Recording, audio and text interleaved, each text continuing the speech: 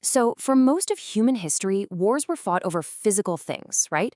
Borders, natural resources, capital cities.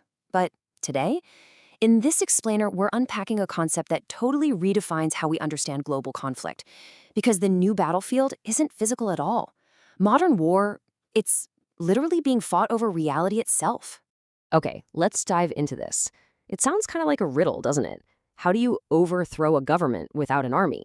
Like, how do you collapse an entire power structure or a democratic order without firing a single shot or crossing a border? Well, the answer is wild. If you can control what a population actually believes is real, you don't even need an army.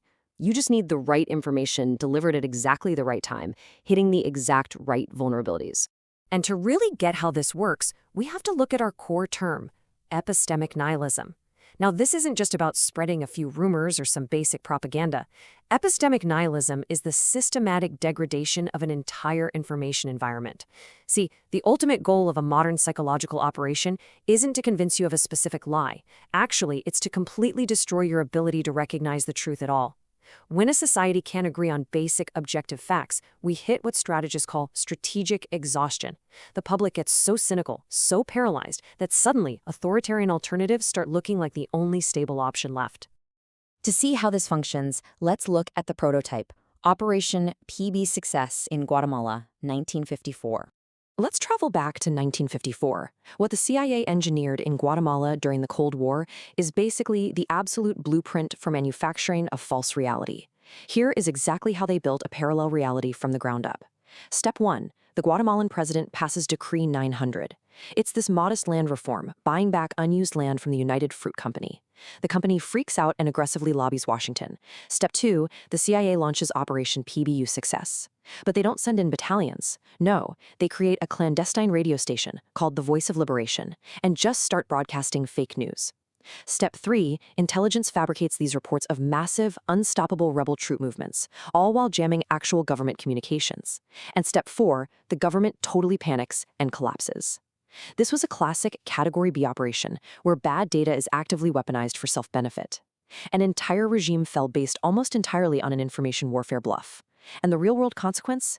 It plunged the nation into a brutal 36-year civil war, a total societal collapse sparked by weaponized fiction. But things have changed since then. Let's talk about the Rhizomatic shift and redefining the battlefield. So back in '54, this was an analog bluff, right? Radio towers, dropped explosives. But around 1993, with the dawn of global digital networks, this localized tactic undergoes a massive evolution. Enter Rhizomatic war. Think of a rhizome in nature, like a root system spreading underground, popping up everywhere at once. There's no single centralized command node you can just chop off. Modern warfare operates the exact same way. It spreads horizontally through digital networks, and it intentionally exploits the societal fissures we already have. Political polarization, economic anxiety, deep-seated institutional mistrust. It's literally designed to induce that strategic exhaustion across the entire society. As this quote from our sources brilliantly sums up, the battlefield has moved entirely into the abstract layers of infrastructure and cognition. The target isn't the territory anymore. The target is human perception. Your mind, your very cognition, that is the primary infrastructure being targeted in international conflict today. Which brings us to a modern application, the reputation flip and weaponizing the Epstein scandal. To see how this scales into something globally destabilizing, let's look at a modern case study. And look, we are maintaining strict neutrality here. We are not analyzing Jeffrey Epstein as a criminal justice case.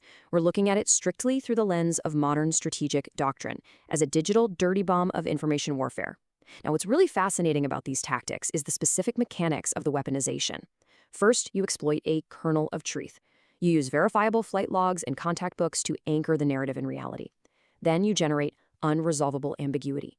Honestly, it doesn't even matter what official investigations conclude, because competing narratives and deep state theories ensure nobody believes the official line anyway. Next is the human shield tactic. You intentionally mix legitimate scientists or public figures in the same contact books as actual predators. It creates this inescapable trap of guilt by association. And finally, you execute the chaos protocol, where you deliberately flood the information zone just to render objective truth completely obsolete.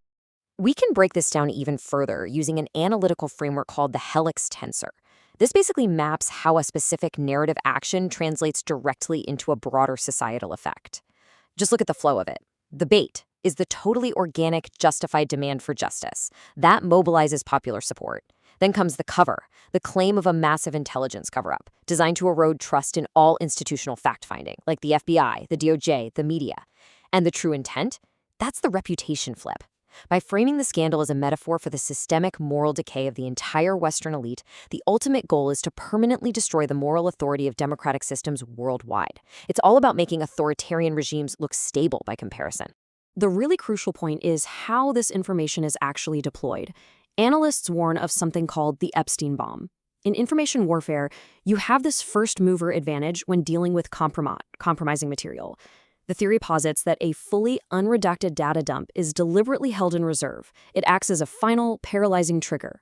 By waiting until the public is already completely primed with massive anti-institutional distrust, this delayed release acts as the grand finale.